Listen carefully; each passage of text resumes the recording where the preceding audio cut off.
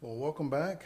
This is section 6.3, the structure of R mod I when I is a prime or maximal ideal. So first off, we need to start with the definitions, but section 6.3 is the end of chapter 6, so this is the last of my lecture videos for you guys. So I will be doing some homework help videos, but this is the last lecture video. So here we go. Definition. An ideal P in a commutative ring R is said to be prime if P does not equal the entire ring, and whenever B times C is an element of P, then B is an element of P or C is an element of P. So let's talk about the idea of ideals, and now we're going to get into, like I said, the structure of these ideals. So we have what we call a proper ideal. A proper ideal, we'll call him I, is an ideal that just doesn't equal to the zero element in whatever ring R you're talking about. Because if the zero element by himself will always make an ideal. Let's see here. Let's see here. The multiples of 0 are going to be 0. All right? So it's literally a principal ideal. The other aspect of an ideal is that, we have closure under subtraction, non-empty because 0 is in there. It's closed under subtraction. Okay, 0 minus 0 is 0. So, yeah, pretty much that's still there. And any element in ring R times 0 is 0, which is back inside your set. This is called the trivial ideal.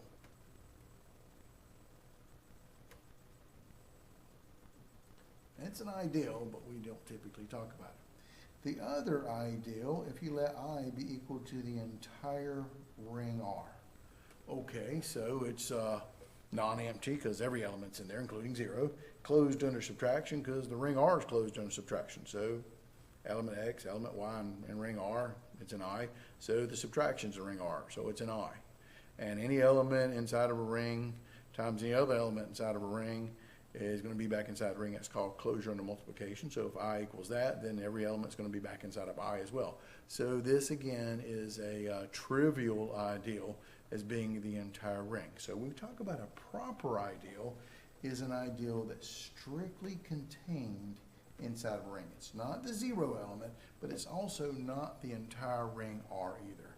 So when we're talking about rings, we want to talk about this idea of a proper, talk about ideals. We want to talk about a proper ideal of a ring R. So one that's actually contained inside of that. So you'll see us use this notation a lot. So back to our definition. Definition. An ideal P in a commutative ring R is said to be prime if, 1, P doesn't equal the entire ring R, and whenever we have a product, B times C element of P, then either B is an element of P or C is an element of P. Well, you've seen this structure before about prime integers, that the only product being equal to a prime integer is either 1 or itself, so itself has to be back inside there. So this structure actually comes from the idea of primes in terms of integers. That's why we call it a prime ideal. But now, B and C are some elements of ring R. And just because their product is inside of an ideal doesn't always mean that either the first guy was inside the ideal or the second guy was inside the ideal. I'll show you examples of that later. But the fact of the matter is, whenever you have this case where you have a product that equals an element inside of a prime ideal, then either the first guy had to be inside that prime ideal or the second guy had to be inside that prime ideal. That's what makes a prime ideal. Now, with these prime ideals, we typically focus on commutative rings, so we don't have to worry about B times C versus C times B or anything like that. So, let's prove this. All right. Well, excuse me. This is a definition. So let's talk about an example of this. Excuse me. An example of this would be this. All right. So with this particular example, let's start out with X. As a principal ideal generated by X, which is all the multiples of X. And let's talk about Z adjoint X. So we're talking about, again, using examples here. I'm going to focus on the ring. Here's my ring right here. It is Z adjoint X. So it's a polynomial ring where all the coefficients from the polynomial are actually integers. So, you know, integers are not a field, but still, when you had a ring attached to X as a polynomial ring, really does make more rings. It's a polynomial ring. All right, and we're going to be looking at the principal ideal. Remember from last time, principal ideal is an ideal generated by a single element. This time, we're going to generate by the element X. So basically, it's all the multiples of the X variable in the ideal ring, which means what? So since X is all the polynomials with constant term 0. If you're a multiple of X, you're going to be X times somebody. So if you think about your polynomials, you don't have the constant term. The constant term will end up being 0. So, thus, because the constant term is 0, all the polynomials generated by X are literally contained inside of Z adjoint X, because Z adjoint X does have the constant polynomials in it. The polynomials generated by just X don't have constants, just the constants by themselves in it. They have constant times X, but no other type of elements in there. So it's strictly contained inside of Z adjoint X. So watch this. Let f of X and g of X be standard polynomials in Z adjoint X, such that we're going to declare them. F of X will be the classic polynomial a sub n x to the n plus a n minus 1 x to the n minus 1 plus dot dot dot plus a0. And let's let g of X be equal to b sub m x to the m plus bm minus 1 x to the n minus 1 plus dot dot down to b0. So the coefficients of my polynomial are the a's for x, for f of X, and they're going to be b's for the g of X. The degree of f of X is n, the degree of g of X is m, but they're my standard form, where the ai's and the bi's are actually coming from integers. So, watch this. If f of X times g of X is the standard polynomials in the ideal generated by X, polynomials that have X in them, that means that g of X times f of X times g of X must have a constant term of 0 to be inside the ideal of generated by X. The ideals generated by X are polynomials that have X in every term, and they don't have a constant term. So the constant term must be 0 in this case. Thus, when you multiply these two things out and you knock yourself out and pulling them out, one term you're going to get is going to be the A0 times the B0. So if it's going to be inside this X, that A0 times B0, that must be 0 because this is all the polynomials with constant term 0 that f of X times g of X is going to be in. So where a of 0 and b of 0 are in the integers. But in the integers, if I have two guys multiplied together equals 0, with integers, either the first guy had to be 0 or the second guy had to be 0. Thus, either f of X is an element in this ideal generated by X, or g of X is in this ideal generated by X. The ideal generated by X is, again, the polynomials with 0 constant term. So one of the two terms had to be 0, puts them into the 0 constant term ideal. And X, the polynomials generated by X, ideal, is a prime ideal. So here's a classic example of a prime ideal. I use these guys to be arbitrary, but with a product of two arbitrary elements inside of my ring, Z adjoint X, when I put them in, if they're going to be inside my ideal, either the first guy had to be in my ideal or the second guy had to be in the ideal. That makes a prime ideal. So here's a classic example of what you don't think of in terms of arbitrary rings. We're talking about polynomial rings. And you can see the usefulness of this idea of a prime ideal with a polynomial ring. However, let's look at another example. So I try to go back and use examples and reinforce, great time for study for the exam here, of reviewing some old rings. How about going back and looking at the old famous Z12? Now, Z12 is a commutative ring, and it has an identity, the equivalence class 1. So just to remind you, Z12 with the equivalence classes 0 through 11. It's a commutative ring with identity.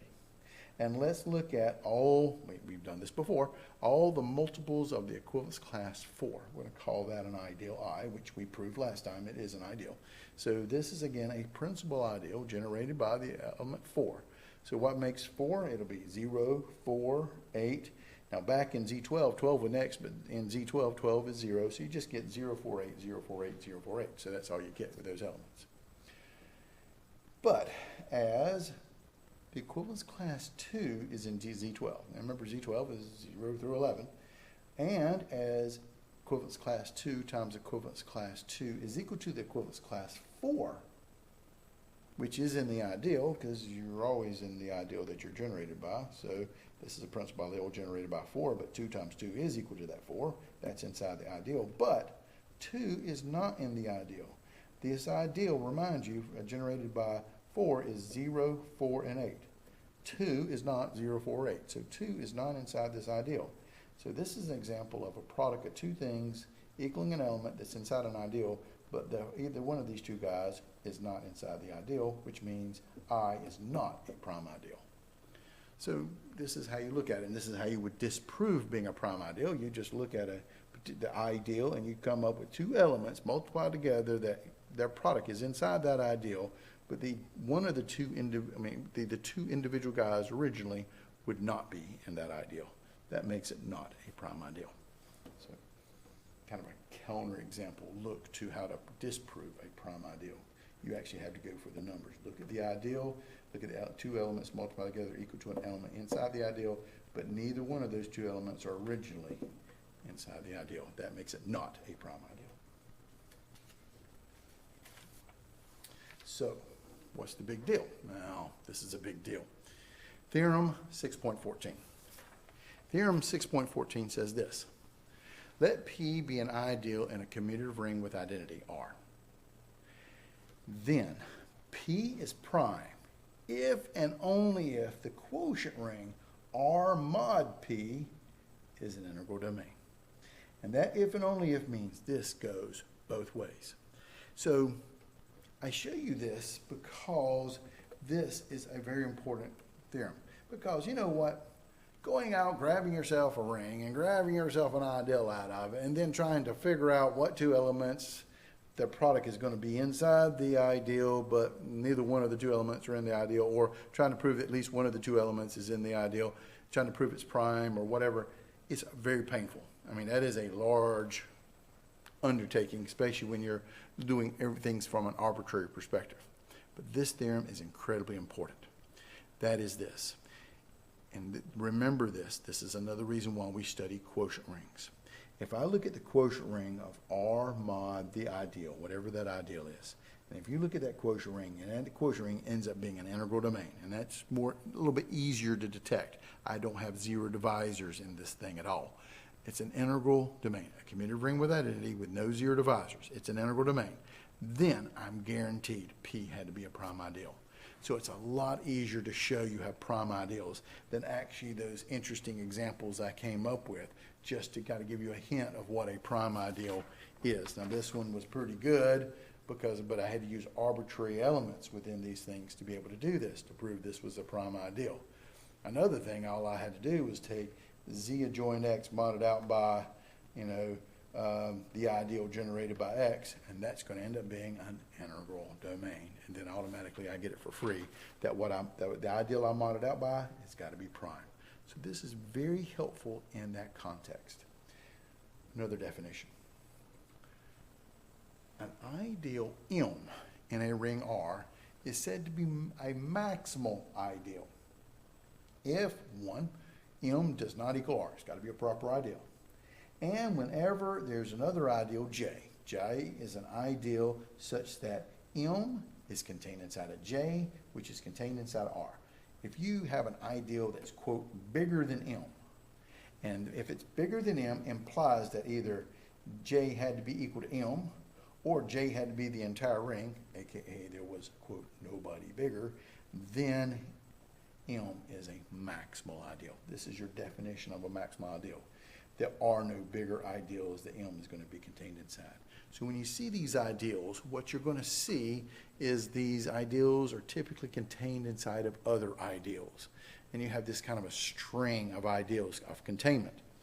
The biggest ideal before you get to the entire ring itself, without being the entire ring, is called a maximal ideal. And a ring can have more than one maximal ideal. Some rings have just one maximal ideal. That is called a local ring. There's a whole branch of mathematics in terms of commutative ring theory and stuff. That's where I got my PhD in. There's a whole branch of mathematics out there that deals with this type of stuff. So we're just scratching the surface with our introductory course, but this kind of leads you into different types of things, and the ideal structure is one of those big concepts. So we're defining prime ideal, and now we're defining maximal ideal. In English, a maximal ideal is the biggest ideal just before you get to the entire ring. But mathematically, to discuss the biggest, M is going to be an ideal, and if there was another ideal that M was contained inside, and the ideal that M was contained inside either had to be M itself or it actually had to be the entire ring, which makes it a trivial ideal here, and not, because there is nobody bigger is the idea. So, let me give you some examples here. All right, before we talk about the importance of this, let's look at, again, picking out something you're familiar with, Z12. Let's find all the proper ideals of Z12. And then let's figure out which ones are maximal. Now, with Z12, the entire ring deals with the elements 0, 1, 2, 3, 4, 5, 6, 7, 8, almost there, 9, 10, and one more, 11. 12 is back to 0 again. So, big ring in terms of writing them down. So there we go. So 0 through 11, there are actually 12 elements there. Now, to figure out the ideals, we're looking for, and typically it's the finitely generated ideals, because this is a finite ring. There's only 12 elements in it. So any ideal is going to be finitely generated. Now, we don't want the entire ring back again. We want proper stuff. So you're going to do multiples of these guys. That idea of a principal ideal is generated by an element. Well, if you generate by 0, that gives you just 0. That's the trivial idea. Don't want that. We want a proper ideal. Generate by 1, 1 gives you all the elements back again. That's the entire ring. That's another one of those trivial ideals, but I don't want the entire ring back again. So let's start with 2. So the ideal generated by 2 would be equal to the elements 0, 0 times 2 is 2, 2, 4, 6, 8, 10, and then back to 12 again, and 12 is back to 0, so I can pull it off there. This is an ideal, because when you do multiples of 2, you get 0, 2, 4, 6, 8, 10, and back to 12, which is back to 0, and you just keep repeating yourself. Well, all right, let's try 3. 3 ideals generated by 3 is going to be 0, 3, 6, 9, and one more would make it 12, but 12 is back to 0, and 0 is right in there, so these are the multiples of 3. Now listen to me. 0 is the trivial. 1 generates everybody back again. 2 is 0, 2, 4, 6, 8, 10. 3 is 0, 3, 6, 9. We can generate by 4. That would give you 0, 4, 8, and then 12, but 12 is back to 0, so I can cut it off, and that gives me the pattern on the 0, 4, 8. We talked about the multiples of 4 in previous examples there. What about 5? 5 is not going to be an ideal. Why? Well, in this world of Z12, the GCD, listen up, the GCD of 5 and 12 is 1. They're relatively prime. And when they're relatively prime, basically you're going to get the entire ring back again, because you're basically generating it by 1. When you generate by 5, you go 5, 10, 15 is now 3, 5 more is 8, 5 more is, 5 more than 8 would be, let's see here, 5 plus 8 is 13, and Z12, that's 1. And once you get 1 in the set, you get all the other elements in the set. Listen to what I just said. Once you get the identity in the ideal, the entire ring is going to be in the ideal. An ideal should never have the multiplicative identity of the actual ring. Because once one is in there, remember your definition of an ideal. An ideal is an element inside the set times any element in the ring has to be about inside the set. But once you get one inside the set, one times anybody is anybody, pretty much puts anybody inside your set, and then you get the entire ring back again. So anybody in this world that's relatively prime to your generator is not going to make a proper ideal. So pretty much 5 is out. However, I can get over here. I can talk about 6. 6 is a good one. Ideal generated by 6. You get 0, of course. 0 times 6 is 0. 6 times 1 is 6. You're always in your own set there. 6 times 2 is 12, and that pretty much cuts it off. But then you can go beyond that. You can generate by, let's see here, 2 is 7. 7 is relatively prime to 12, so bad idea. How about 8? 0, 8. 8 plus 8 is 16, but in Z12 that's equivalent to 4, and you're pretty much done because you'll notice that you're going to reduplicate the ideal.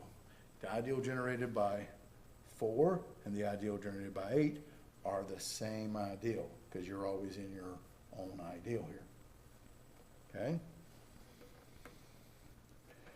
8, 9, ideal generated by 9. You get 0, you get 9. 9 plus 9 is 18, and 18 in Z12 is back to 6, and 9 plus 9 plus 9 is 27, and 27 minus multiples of 12, which is 24, leaves you with 3, and you'll notice that, yeah, I've seen him before. There he is right there. So it's the same ideal as the ideal generated by 3, so there's no reason to recall him and reduplicate him. And the same idea with 10. 10 is going to give you pretty much 0, 10. 10 plus 10 is 20. Z8, that'll give you 8. 30, 10 plus 10 plus 10 is 30, and 24 would give you 6.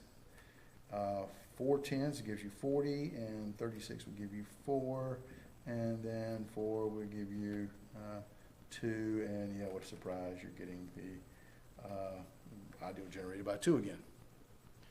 So you begin to catch a pattern on these things. Now 11 is relatively prime to 12, so that will give you the entire ring back again because it's pretty much generated by 1, and then you're done. You've generated by all the elements, but actually they're actually proper ideals. There's no reason to recount these guys because once you get into the big elements, the small elements are done.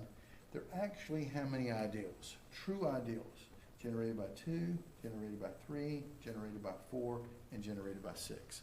And you will notice in terms of these ideals, you'll have ideals contained inside elements. Look, 0, 6 is contained inside of the 3, 6, 9, 12. There's 0, 6. It's also contained inside of 0, 2, 4, 6, 8, 10. So there's 0 and 6 right there too. So you can have ideals contained inside of other ideals.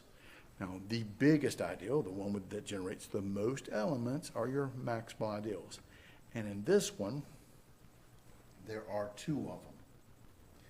The ideal generated by 2 is pretty obvious, got more elements than anybody, but they don't cross, so this one has different elements. See, this one doesn't have a 3 in it, but this one does. Granted, they both have 6s, but this one has a 9 in it, this one doesn't. So generated by 2 and generated by 3 are both max ideals. Max ideal generated by 2 and max ideal generated by 3. You can have more than one maximal ideal is what I'm trying to tell you here. Now when you have a ring with only one maximal ideal, it's called a local ring. We'll talk about that in graduate school. But this is the big idea behind these things. You can have more than one maximal ideal, but the other ideals are actually contained inside of these guys. That is your definition of what it means to be a maximal ideal. All other ideals are contained inside of you, and the only thing bigger than you that has every element that you have is going to be the entire ring itself. What's the big deal here? So you need to know theorem 6.14 and 6.15, because to prove you have a maximal ideal, yeah, that's great on Z12. It's finitely generated. So yeah, I got 12 elements here. So it was easy for me to actually analyze this. But if I talk about more and larger and more bizarre looking type of rings, it may be difficult for me to find a maximal ideal. I got an ideal. I don't know if there's any bigger ideals out there or not. I got to go look for them, and that can be painful. Big theorem 6.15. This is huge. Let M be an ideal in a commutative ring with identity R. So we got a commutative ring with identity. Then M is a maximal ideal of R if and only if R mod M is a field. Now, in my world of, in the world of graduate level math and PhD stuff and stuff like that, when I'm playing around with a ring and I want to know if I have a maximal ideal or not, the first thing I'm going to look at is that quotient or factor quotient ring. And that quotient ring, and if I look at the structure of that quotient ring and I can see that every non-zero element is a unit, I know I got a field. It's got to be a commutative ring with identity, but typically if I start out with a commutative ring with identity, when I start doing quotient rings, that commutative ring aspect will continue to hold over. And so, but if that quotient ring is a field, bingo, automatically I got a maximal ideal. And if I got a maximal ideal, when I look at the quotient ring, I'm going to get a field every time. So it's an if and only if statement here. So theorem 6.15 is important to identify maximal ideals by, again, looking at the quotient rings. The quotient rings are important, not just ways of creating new rings, but they're ways of actually figuring out what's going on with the original ring. And theorem 6.14, which talks about R mod P as a quotient ring. When you mod out by a prime ideal, you're automatically going to get an integral domain out of the guy. So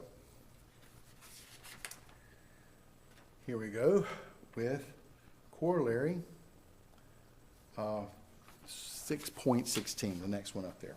So here we go. It says this, corollary 6.16. In a commutative ring with identity, every maximal ideal is a prime ideal. So if you got a maximal ideal, you're going to get that prime aspect of it. It's going to be the biggest ideal around. You may have more than one of these guys, but in a commutative ring with identity, if you got a maximal ideal, it's automatically going to be a prime ideal. So it's the biggest ring around, and if I ever have the product of two elements inside my ideal, one of the two elements had to be inside the ideal. That's what it means to be a prime ideal. So you got to get these definitions down. So this one, it's a combination of theorem 6.14 and 6.15. Let me, actually, I wrote it out for you guys so you can follow it along. So let R be a commutative ring with identity. That was given. I got a commutative ring with identity. And let M be a maximal ideal, because every means I'm going to give myself a maximal ideal. I'm going to prove it's going to be a prime ideal. So here we go. So let M be a maximal ideal of R. Then, by our favorite theorem 6.15, R mod M is going to be a field. That's what theorem 6.15 told me. Anytime I have a maximal ideal, when I look at the quotient ring of the ring modded out by the maximal ideal, that's going to create that quotient ring, which will have a field structure to it. Now, here comes that theorem that we complained about and laughed about and stuff. Since a field is an integral domain, think about it. What's the definition of a field? A field, by definition, is an integral domain with all non-zero elements or units. All non-zero elements have a multiplicative inverse. So we got an integral domain that all non-zero elements units. So a field is an integral domain. This is how you build a field. We took all the integral domains and added one extra property to it. So a field is an integral domain. So then R mod M can also be declared to be an integral domain. So follow the logic here. Well, if you look at him not as a field but as an integral domain, which he is since he's a field, therefore by theorem 6.14, when you have an integral domain, what you must have modded out by was a prime ideal. Hence, M was a maximal ideal, and then that implies M is going to be a prime ideal. So it's a classic use of connecting the dots, and fields are integral domains. One of those things that's kind of a trick that we kind of played with before, and while we wanted to always define a field is an integral domain, we create a theorem out of that. So there we go. So now, that's pretty much the end of this stuff, but I do want to look at some examples for you guys. So here we go. And this goes back, and some of the questions I asked in the section 6.2 video, I'm coming back to haunt you here. So let's take a look at this guy. Z12, I picked one concept and just beat it to death. So we're back to Z12 because we're comfortable because we've analyzed the mess out of this dude. Z12, that's my ring. It's clearly a commutative ring with identity. And let's let I be equal to R times equivalence class 6, where R is an element of Z12. In other words, we're talking about the multiples of 6. That was one of my ideals, if you remember.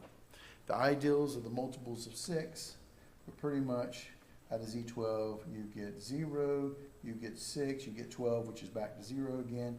It's a combination of two elements, 0, 6, 0, 6, 0, 6. Remember, Z12 is 0 through 11 here. So, there we go. Then what are the elements in the quotient ring of Z12 mod I? So here we go.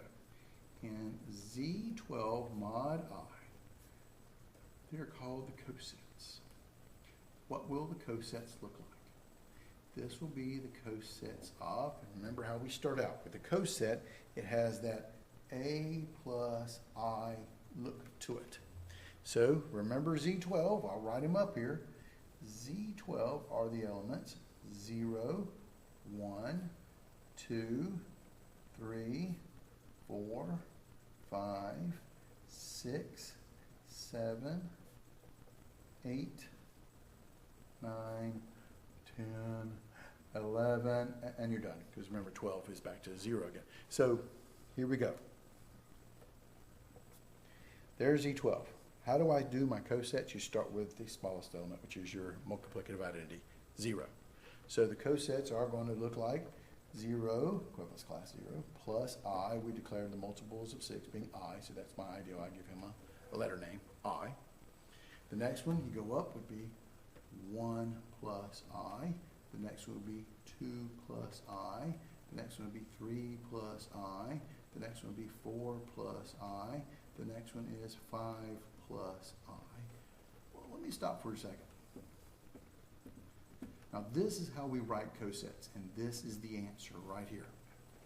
However,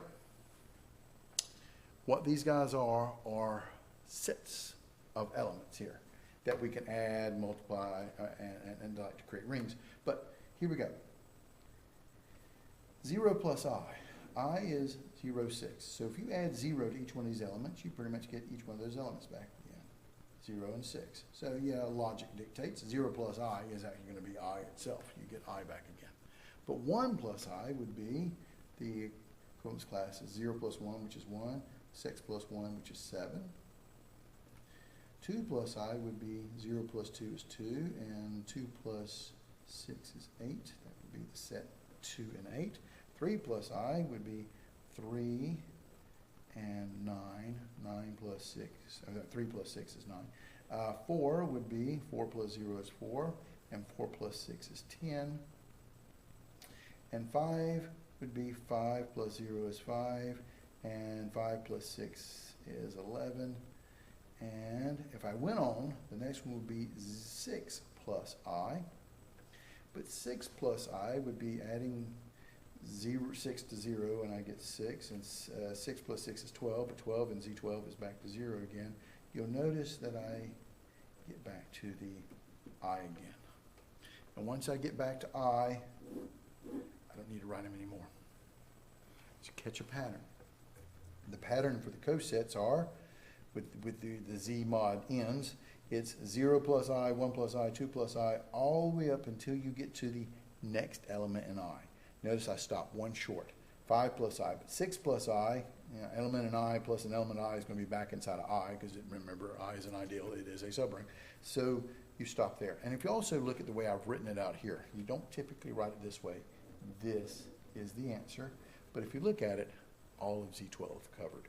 0, 1, 2, 3, 4, 5, 6, 7, 8, 9, 10, 11. I got every element in Z12, so you've been put in a category. And remember what we talked about with these cosets and quotient rings. The elements are either identical or disjoint. You don't have any other elements in there. Now, what kind of ring is this? So let's recap here. Z12 mod I are the elements 0 plus I, 1 plus I, 2 plus I, 3 plus I, 4 plus I, and right out of room, 5 plus I, and I'm done. Those are my elements in Z12. What kind of ring is it? Well, what we did in section 6.1, when we were beginning to, in section 6.2, when we were looking at these guys, we had to look at the multiplication table. And that would be just awesome. And you can look at it that way, but man, there's a lot of elements. And you can imagine the one I'm going to put on the test, which has 27 elements in there. You really don't want to write this thing out. Basically, you got to look at these things and go, okay, what kind of ring is it? And the first thing I'm going to look for is this thing, okay, first off, because Z12 is a commutative ring with identity, you know this thing's going to be a commutative ring with identity. That structure holds over. So is it just a commutative ring with identity? Is it going to be an ID? Is it going to be an integral domain, or is it going to be a field? Well, it's that integral domain and field. The question is, do you see any zero divisors on this thing? Watch this. What is the equivalence class 2 plus I coset times the equivalence class 3 plus I coset?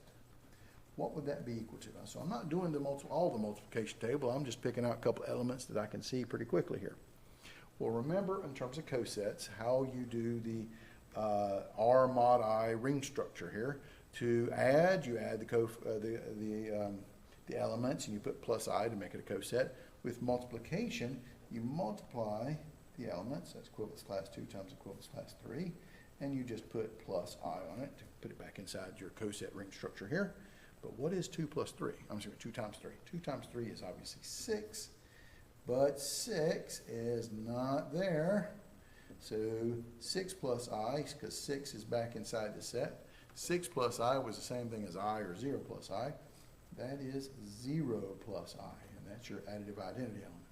So what I have here is coset 2 plus I times coset 3 plus I is equal to 0 plus I. Two non-zero cosets equal to a 0 coset. That makes me have 0 divisors. So not an integral domain. So what kind of ring is it? It is a commutative ring with identity.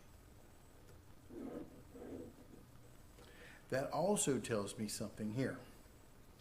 So I is just a principal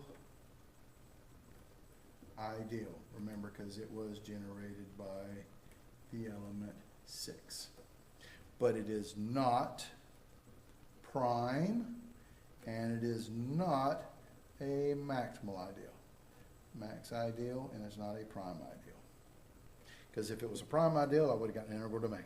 If it was a maximal ideal, I would have gotten a field out of this guy. So, commutative ring with identity, the ring structure of this guy also tells me something about I itself. And it does have a name. It's an ideal, but it's a principal ideal. It's just generated by one element. But it's not the prime, and it's not the maximal ideal types. So, let's look at another.